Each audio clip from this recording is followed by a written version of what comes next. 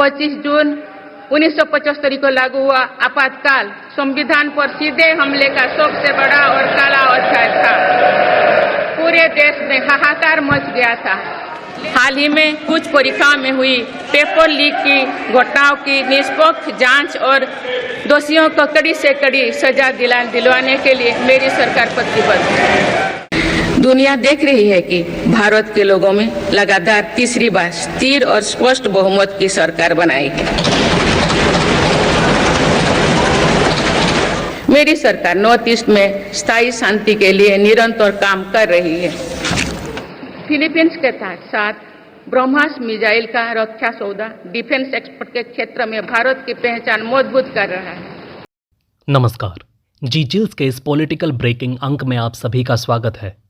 राष्ट्रपति द्रौपदी मुर्मू ने paper leak, Manipur हिंसा, स्पष्ट बहुमत, ब्रह्मोस मिसाइल और इमरजेंसी को लेकर क्या कहा, खुद उनका भाषण सुनेंगे और उसके बाद विपक्ष ने कैसे पलटवार किया उसे भी देखेंगे। वीडियो में आगे जानेंगे संगोल विवाद के बारे में। इसके साथ ही दिल्ली एयरपोर्ट में गिरे छत की चर्चा भी करेंगे। लेकिन आगे बढ़ने से पहले आप सभी के लाइक और कमेंट के लिए दिल से शुक्रिया। जरा आप भी सुनिए कि आखिरकार राष्ट्रपति महोदय ने पेपर लीक को लेकर क्या कहा। सरकारी भर्ती हो या फिर परीक्षाएं, सुनिए परीक्षाएं किसी भी कारण से इनमें रुकावट आए ये उचित नहीं है। हाल ही में कुछ परीक्षाओं में हुई पेपर लीक की घटनाओं की निष्पक्ष जांच और दोषियों को कड़ी से कड़ी सजा दिलवाने के लिए मेरी सरकार प्रतिबद्ध है। इस पर दलीय राजनीति से ऊपर उठकर देशव्यापी ठोस उपाय करने की जरूरत है।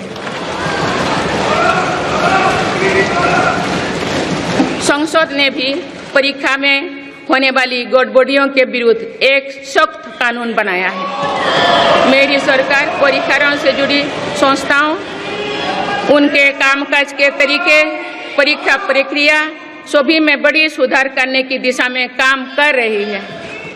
राष्ट्रपति द्रौपदी मुर्मू ने संसद के संयुक्त सत्र में पेपर लीक मुद्दे पर अपनी बात रखी।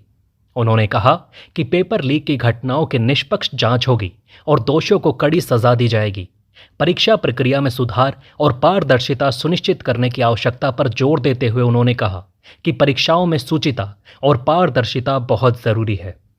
राष्ट्रपति महोदया बोली, स्पष्ट बहुमत से सरकार बनी है, जिसके बाद बवाल मचा। सबसे पहले आप उनके भाषण को सुनिए। दुनिया देख रही है कि भारत के लोगों में लगातार तीसरी बार स्थिर और स्पष्ट बहुमत की सरकार बनाई है।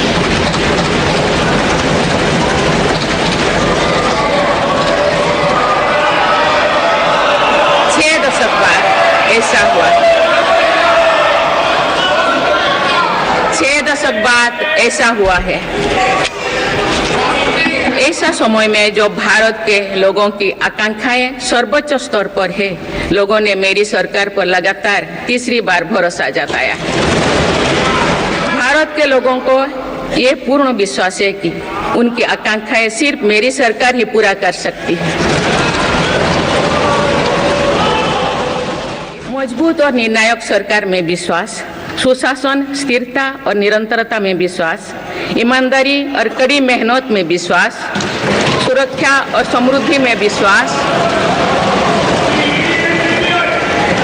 सरकार की गारंटी और डिलीवरी पर विश्वास, विकसित भारत के संकल्प में विश्वास। इस भाषण के बाद राष्ट्रपति पर संसद भवन में झूठ बोलने का आरोप लगाया जा रहा है। कांग्रेस अध्यक्ष मल्लिकार्जुन खड़गे ने आरोप लगाया कि प्रधानमंत्री नरेंद्र मोदी राष्ट्रपति से मोदी सरकार लिखित अभिभाषण के जरिए अपनी वाहवाही करवाने की कोशिश कर रहे हैं, जबकि जनता उन्हें नकार चुकी है। उन्होंने कहा कि राष्ट्रपति के अभिभाषण में महंगाई, बेरोजगारी, मणिपुर में हिंसा और जम्मू कश्मीर में आतंकी हमले जैसे प्रमुख मुद्दों का उल्लेख नहीं था।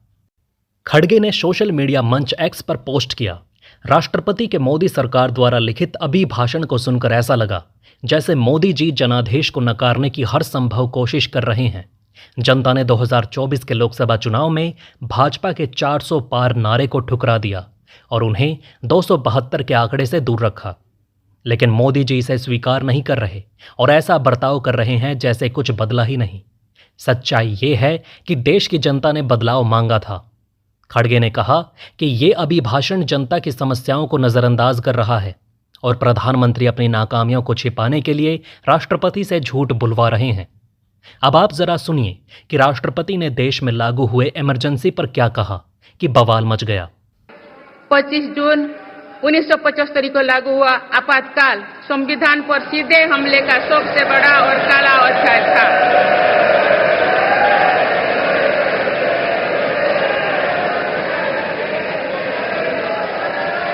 तो पूरे देश में हाहाकार मच गया था, लेकिन ऐसी असंवैधानिक ताकतों पर देश ने विजय प्राप्त करके दिखाया, क्योंकि भारत के मूल में गणतंत्र की परंपराएं रही है। मेरी सरकार भी भारत के संविधान को सिर्फ राजकाज का माध्यम भर नहीं मानती, बल्कि हमारा संविधान जन चेतना का हिस्सा हो, इसके लिए हम प्रयास कर रहे हैं। राष्ट्रपति द्रौपदी मुर्मू ने संसद में अपने संबोधन के दौरान इमरजेंसी काल का जिक्र करते हुए कहा कि 25 जून 1975 को लागू हुए आपातकाल संविधान पर सबसे बड़ा काला अध्याय था। उन्होंने कहा कि भारत एक गणतंत्र के रूप में 75 वर्ष पूरे करने जा रहा है और संविधान ने हर चुनौती पर खरा उतरा है। उन्होंने कहा कि मेरी सरकार भारत के संविधान को केवल राजकाज का माध्यम नहीं मानती, बल्कि इसे जन चेतना का हिस्सा बनाने के लिए प्रयासरत है। उनके भाषण के दौरान सत्ता पक्ष ने तालियों के साथ समर्थन व्यक्त किया, जबकि विपक्ष खासकर कांग्रेस के सांसद नाराज दिखे। राष्ट्रपति ने कहा कि देश ने असंवैधानिक ताकतों पर विजय प्राप्त की, क्योंकि भारत के मूल में गणतंत्र की परंपराएं रही हैं। उन्होंने इमरजेंसी के काले दौर को याद करते हुए कांग्रेस को कटघरे में खड़ा किया, जिससे सदन में तीखी प्रतिक्रियाएं देखने को मिली।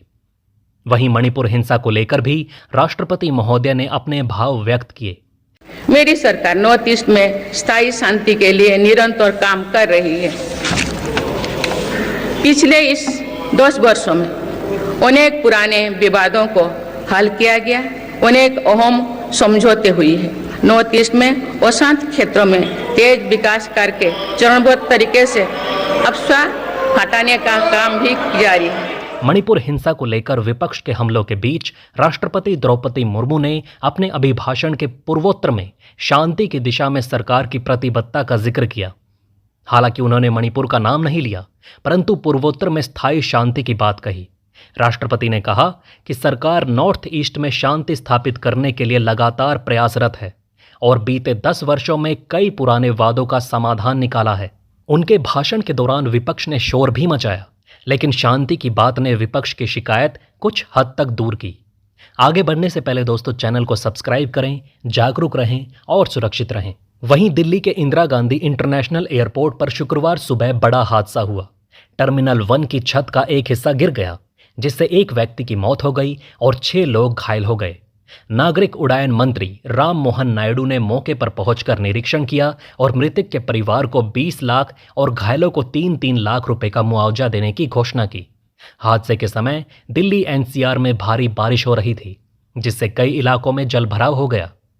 दोस्तों इस वीडियो में आप देख सकते हैं आगे आगे पवित्र संगोल और पीछे पीछे राष्ट्रपति और उनके पीछे बाकी सभी महानुभाव। पारंपरिक सेंगोल के साथ उनका आगमन हुआ था। साथ में